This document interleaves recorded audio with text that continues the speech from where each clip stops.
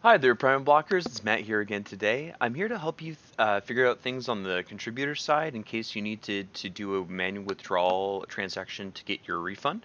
So if the ICO project has failed or your pool is just issuing a refund for whatever reason, I'm just going to walk you through the steps and just describe a couple things so you understand what's happening here, just to make sure that you have a good idea of what to do when you run into the situation. So you can see that we're on a test pool here. We're on the refund test pool that I've made here. So this is a Rinkeby testnet pool, and you can again be reminded of that because the Rinkeby testnet up here in green.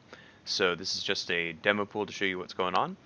You can see that I actually have a refund balance on the pool. So I've got a refund balance of 5 Ethereum. So I've contributed 5 Ethereum to this pool. The pool got canceled. The pool is in a refund state, as you can see here, and the refund has actually already been sent back to the PrimaBlock smart contract because a pool can go into refund state, but it may take some time for the pool creator to send the refund to the pool. So just keep that particular thing in mind. It's also possible for the pool creator to actually issue a partial refund as well. So that's important to realize when you say I contributed 5 Ethereum here. Let's say within that first week after the ICO fails, they issue a partial refund of like 2 Ethereum. The pool creator sends that to the pool.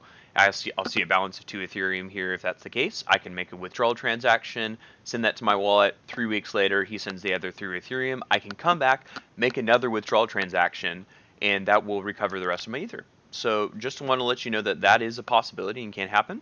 And in fact, they can keep dropping more than twice if that's what they have to do, if that's what they want to do. They can even actually refund more Ethereum, or like for instance, GoChain, if we're on the GoChain platform, than was actually contributed. It's totally possible within our platform. So let's go ahead and make that transaction, see what it looks like. So when you have a balance, this withdraw Ether button is going to be available. So we click on that.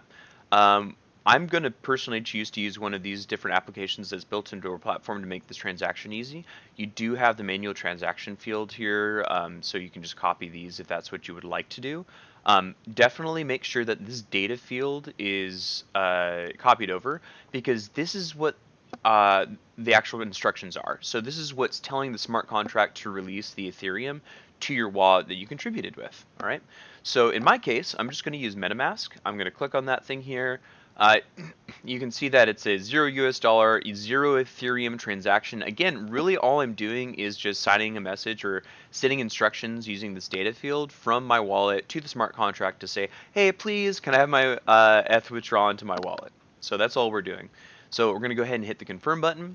The transaction is detected by PrimaBlock. It's watching it work on the Ethereum blockchain because this is an Ethereum pool. Once the transaction confirms on the Ethereum blockchain, your Ethereum will actually be transferred from the smart contract pool to your wallet address, which is going to be great. So it'll take usually 30 seconds, sometimes can take 60 seconds, but generally it's pretty fast. So you can see there that it did already happen there. We have and now a website reflecting that we have zero balance on the PrimaBlock smart contract for this pool for us. So we have no more Ethereum left to extract or to withdraw. You can see that this button is grayed out here.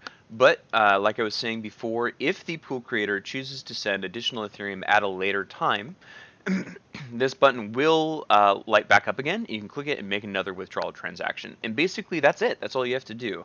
The only thing to really remember is that when auto distribution is off, if you get a refund or if you get tokens distributed to the pool, those are just held on the smart contract for you. They're going to sit there until you're ready to come collect them with the withdrawal transaction.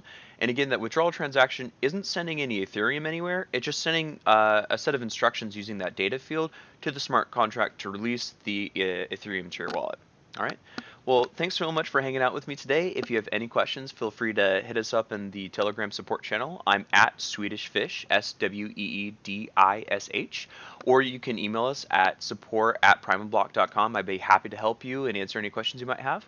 But other than that, hope you have an awesome day. Stay safe and happy pooling. Take care.